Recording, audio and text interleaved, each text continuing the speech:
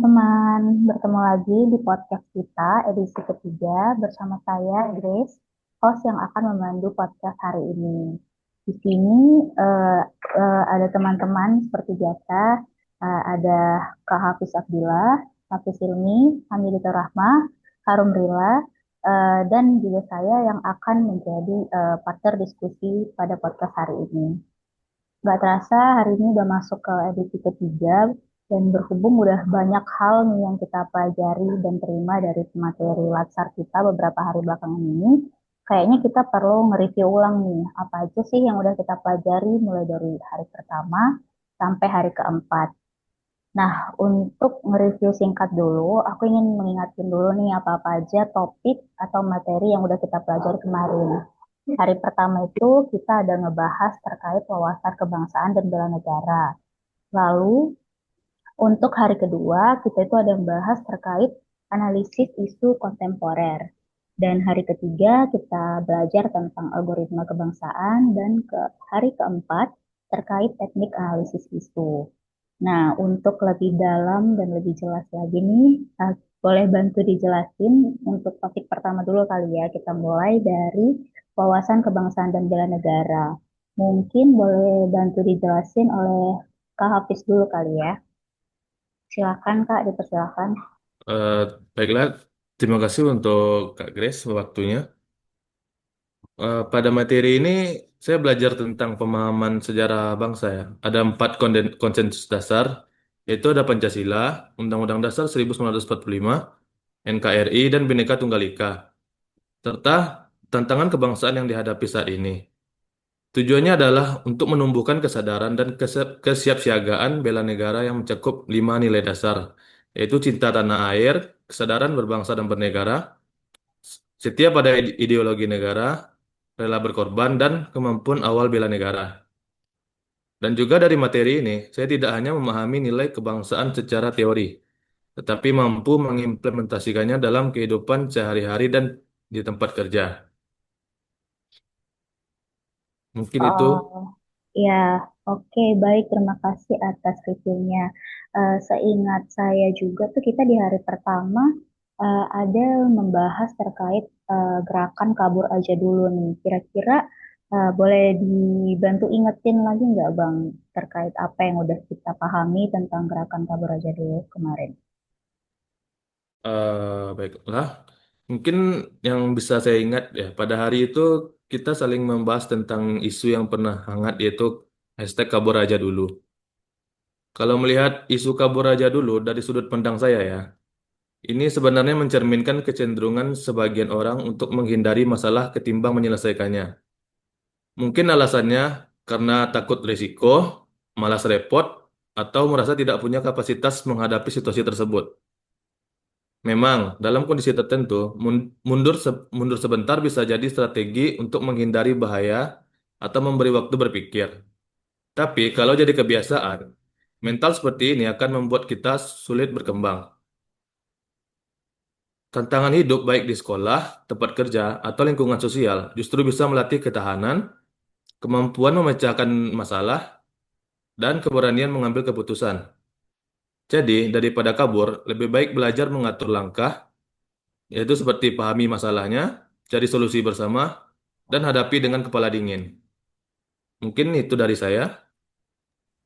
Wah, eh, terima kasih Kak Alfi sudah memaparin dengan sangat lengkap. Berarti memang kabur aja dulu ini bukan solusi ya, bukan strategi untuk menghadapi tantangan ataupun permasalahan di Indonesia, tapi merupakan gerakan yang tidak solutif untuk dilakukan. Dan untuk terkait wawasan kebangsaan dan bela negara itu semuanya kedua hal itu saling terkait dan untuk kita itu perlu untuk memahami terkait wawasan kebangsaan agar dapat menerapkannya dalam bela negara. Selanjutnya, mungkin kita langsung masuk ke topik di hari kedua, yaitu terkait analisis isu kontemporer. Mungkin boleh bantu dijelasin oleh Kak Ilmi kali ya. Bisa Oke, dipersilahkan Kak. makasih Grace. Waktunya mungkin hari kedua kita lebih membahas kepada analisis isu kontemporer ya. Jadi pada pembelajaran ini kita lebih diajarkan bagaimana pemahaman terhadap wawasan kebangsaan sih. Jadi eh, melalui pemaknaan terhadap nilai-nilai bela negara itu sendiri sehingga kita dapat menunjukkan sikap perilaku bela negara ya, di mana eh, kesiapan kita dalam menghadapi isu kontemporer itu sangat penting. Apalagi kita sekarang kan udah sebagai CPNS, terus nanti yang akan jadi PNS ya, menjalankan tugasnya harus profesional sih di masyarakat. Dan kita sebagai PNS juga diajarkan untuk bagaimana memiliki kepekaan dan kepedulian untuk memberikan dampak nyata gitu dengan mengembangkan kemampuan berpikir kritis dan kreatif dalam menanggapi berbagai isu. Hmm, terkait isu nih, kira-kira kalau dari Kak Ilmi, uh, ada tahu nggak nih apa sih isu sekarang yang lagi tren dan bagaimana menyikapinya? Mungkin boleh bantu dijelasin.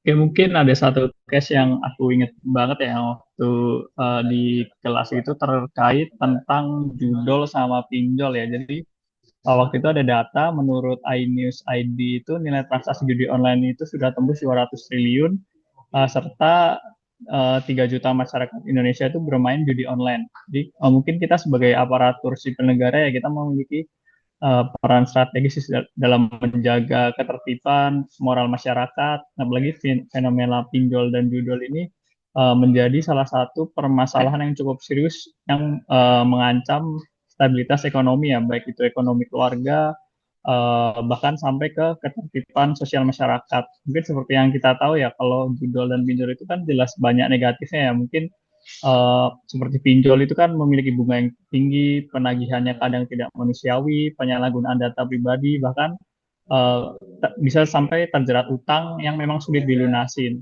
Nah, mungkin kita udah banyak melihat fenomena di sekitar juga terkait judi online ya, yang dimana yang namanya judi itu pasti memicu kecanduan, menguras ekonomi keluarga, bahkan bisa sampai menimbulkan tindak kriminal.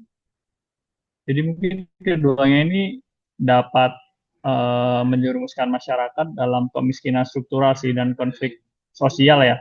Apalagi kalau melihat isu kabur aja dulu dari sudut pandang masyarakat umum ini kan sebenarnya mencerminkan kecenderungan sebagian orang untuk menghindari masalah sih ketimbang menyelesaikannya. Mungkin alasannya karena takut resiko, mungkin malas repot, atau lebih merasa tidak punya kapasitas sih untuk menghadapi situasi tersebut. Mungkin peran kita sebagai ASN dalam menanggapi masalah ini, mungkin kita tidak hanya jadi pelaksana kebijakan sih, tapi juga mungkin bisa jadi teladan dan penggerak perubahan ya. Terutama kan peran kita juga mencakup edukasi, pengawasan, serta pelaporan ya. Mungkin ada beberapa hal juga yang bisa kita lakukan terkait edukasi terkait pinjol dan judol itu seperti mengadakan sosialisasi bahaya pinjol, ilegal judol, menyebarkan informasi resmi ke OJK Kominfo, mendorong masyarakat lebih memanfaatkan layanan pengaduan. Tapi mungkin yang paling penting tetap kepada membangun kesadaran keuangan sih. Kebetulan saya kan backgroundnya keuangan ya, mungkin bisa memberikan pelatihan pengelolaan keuangan rumah tangga secara simpel atau bahkan bisa mengarahkan masyarakat untuk memanfaatkan layanan keuangan yang legal ya, mungkin kayak koperasi atau bank mikro. Mungkin sebagai penutup, pinjaman online ilegal atau judi online itu sebenarnya bukan hanya masalah individu sih, tapi tetap masalah sosial yang berdampak luas ya. Jadi kita sebagai ASN itu sendiri kita harus menjadi garda terdepan dalam memberikan edukasi maupun teladan hidup sehat finansial, mungkin bisa membantu menciptakan lingkungan digital yang aman dan produktif bagi masyarakat. Semoga teman-teman semua nggak ada ya yang terjerat pinjol atau judol ya. Terima kasih, aku kembalikan ke Grace. Terima kasih Kak. Ya, semoga kita nggak ada ya yang terjerat petinjau atau judol. Menarik sekali nih pembahasan yang udah disampaikan Bang Yoni. Jadi kita sebagai ASN itu harus menjadi teladan dalam memberikan edukasi dan menjadi teladan hidup sehat finansial. Terima kasih untuk Kak Yumi sudah sangat lengkap dipaparkan terkait hari kedua. Mungkin kita lanjut nih di topik di hari ketiga, yaitu terkait algoritma kebangsaan. Boleh Kak Mida tolong bantu kita review nih, apa sih itu algoritma kebangsaan? Dipersilakan. Oke, terima kasih Grace untuk waktunya. Yang saya pelajari ya pada hari ketiga itu yang tentang algoritma kebangsaan. Kalau kita bicara tentang algoritma kebangsaan, itu bayangin aja seperti sebuah panduan langkah demi langkah ya. Tapi bukan untuk komputer, melainkan untuk kita sebagai warga negara supaya bisa hidup bersama dengan rukun, adil, dan saling menghargai di tengah keberagaman. Algoritma kebangsaan itu adalah suatu sistem nilai dan perilaku untuk membentuk warga negara dengan membangun pola pikir, sikap, dan tindakan kebangsaan. Pola pikir dan cara bertindak yang menggabungkan nilai-nilai Pancasila, Undang-Undang Dasar 1945, Bhinneka Tunggal Ika, dan NKRI, lalu diterjemahkan menjadi tindakan nyata. Artinya bukan cuma hafal Pancasila, tapi juga menerapkannya dalam kehidupan sehari-hari. Misalnya menghargai perbedaan, mematuhi hukum, bekerja sama demi kemajuan bangsa, dan mengutamakan kepentingan bersama di atas kepentingan pribadi.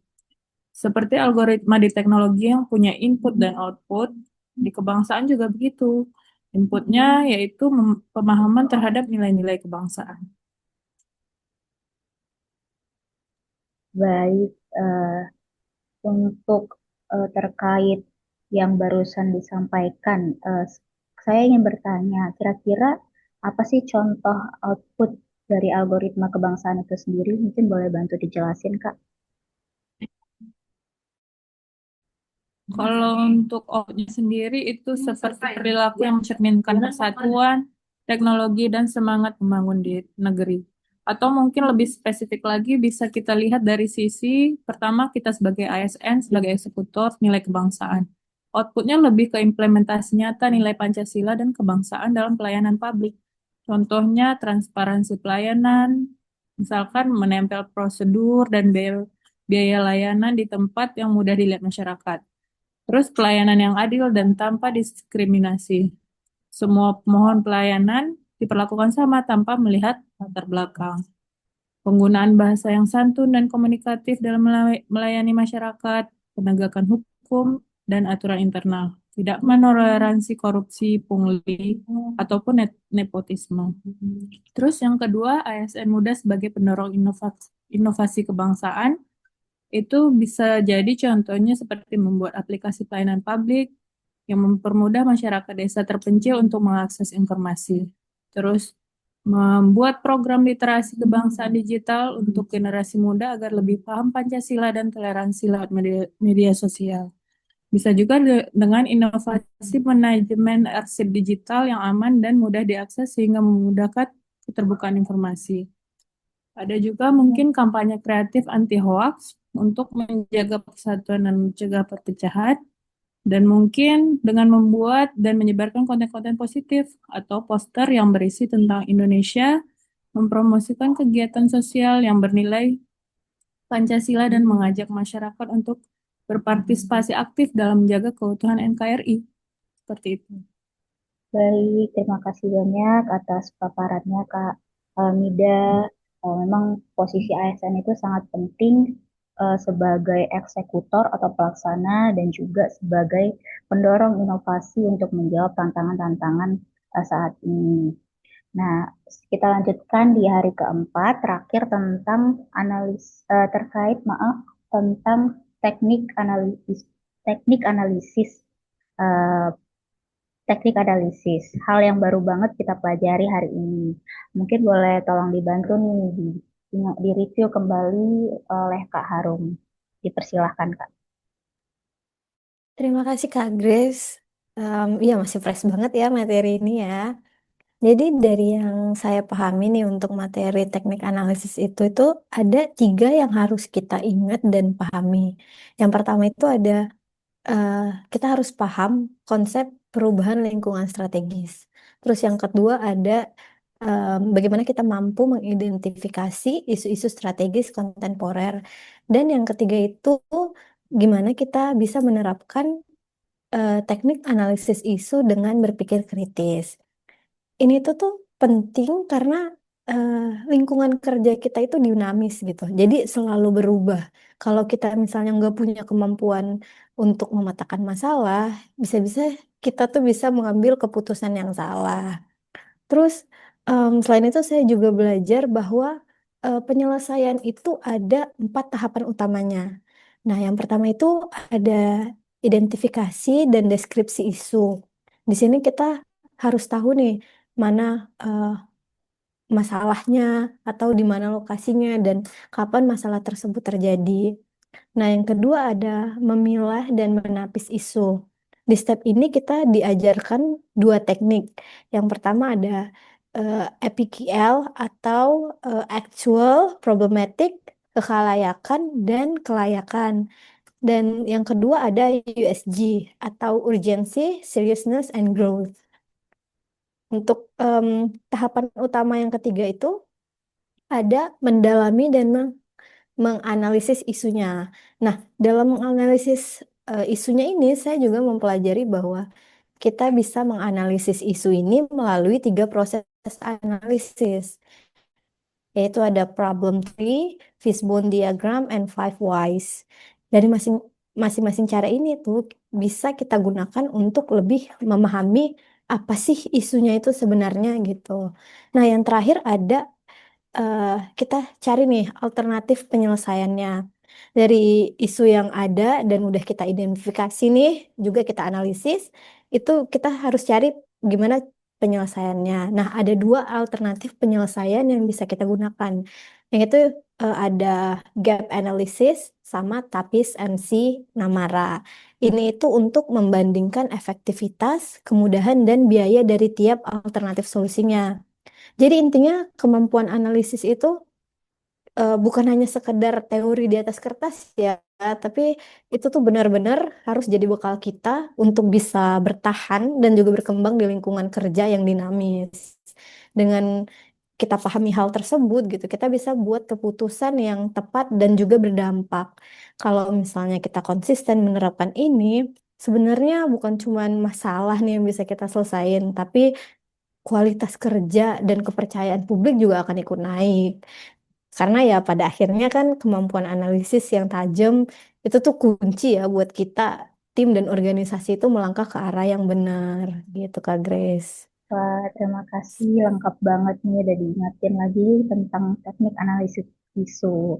Tadi itu sempat ada disinggung terkait KPKL dan USG ya, salah satu teknik untuk analisis isu. Mungkin boleh dijelasin sedikit kali ya Kak, terkait KPKL dan USG. Oke, boleh nih Kak Grace. Jadi kalau APKL itu kita melihatnya dari kualitas isunya nih. Jadi apakah suatu isu itu layak nih buat kita analisis dan kita selesaikan atau malah sebaliknya. Lalu kalau untuk USG itu teknik yang kita nilai dari seberapa mendesak sih isu itu dan seberapa berbahayanya nih isu yang ada jika isu tersebut nggak segera kita tangani begitu. Baik, terima kasih banyak Kak Harum sudah memaparkan terkait materi topik hari keempat. Terima kasih juga teman-teman yang lain yang sudah menyampaikan dan dari hasil diskusi kita nih, kita bisa dapat kesimpulan bahwa di hari pertama kita diajak memahami terkait wawasan kebangsaan dan bela negara, di mana di sini kita diingatkan sebagai ASN, kita itu bukan hanya pelaksana tugas teknis, tapi juga menjaga persatuan bangsa dan bela negara itu bukan hanya sekedar aktivitas fisik, tapi juga menjalankan amanah dengan integritas, loyalitas, dan juga profesionalisme. Lalu untuk hari kedua kita mendalami analisis isu kontemporer. Di sini kita belajar bahwa bagaimana cara menjawab dan kritis terhadap permasalahan ataupun isu-isu yang sedang terjadi pada saat ini. Dan kita ASN harus peka dan mampu memilah mana yang benar-benar prioritas dan mengambil langkah yang tepat untuk kepentingan masyarakat. Lalu untuk hari ketiga kita mempelajari terkait algoritma kebangsaan di mana hal ini bukan hanya sekedar teori, tapi menjadi panduan kita juga agar dapat berpikir sistematis untuk mengambil keputusan yang tepat dan berpihak pada bangsa. Selanjutnya, untuk hari keempat, yang terakhir kita belajar tentang teknik analisis isu. Di sini materi ini menyampaikan bagaimana cara praktis untuk mengurai masalah dan menilai dari akar dan hingga dapat menimbulkan solusi yang efektif. Dan dengan teknik ini kita tidak hanya bereaksi pada gejala saja, namun bisa menyelesaikan permasalahan hingga ke akarnya.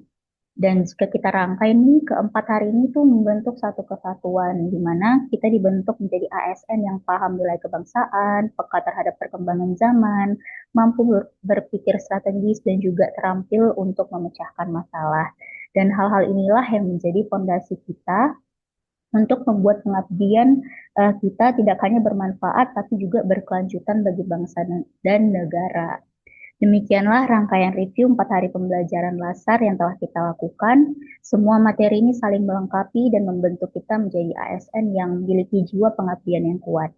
Terima kasih untuk semua rekan-rekan yang telah bertukar pikiran di podcast kali ini. Semoga apa yang kita dapatkan dari pembelajaran kita tidak hanya di meja kerja, tapi juga di setiap langkah pengabdian kita. Tetap semangat, terus belajar, dan mari kita mengabdi sepenuh hati untuk Indonesia tercinta. Terima kasih teman-teman, sampai jumpa di podcast selanjutnya.